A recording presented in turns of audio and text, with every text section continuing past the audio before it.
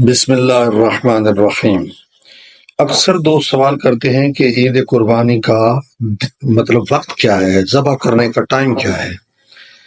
تو فقہ جعفریہ میں جو وقت آیا ہے وہ یہ ہے کہ قربانی کا بہترین وقت عید قربان کے دن سورج نکلنے اور نماز عید کی مقدار کا وقت گزرنے کے بعد ہوتا ہے۔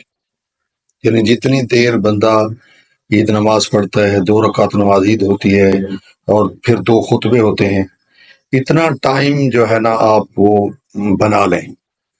اگر کہیں نماز عید نہیں ہوتی یا کوئی نہیں پڑھ سکتا تو اس کے لیے یہ پیمانہ ہے کہ وہ عید جتنا ٹائم گزار لے، دیکھ لے، اس کے بعد وہ اس کو ذبح کر سکتا ہے۔ بات سمجھ آئی ہے؟ یعنی سورج نکلے، پہلی شرط تو یہ ہے۔ بعض لوگ کہتے ہیں بس ہم ذبح کر دیں، بھائی سورج نکلا نہیں ہے، عید کا دن آیا نہیں ہے، پھر اب کیسے ذبح کریں گے؟ پہلی شرط یہ ہے کہ عید کا سورج نکلا ہوا ہو، اس دن کا سورج نکلا ہوا ہو، اس کے بعد ٹائم شروع ہو جاتا ہے عید نماز کا۔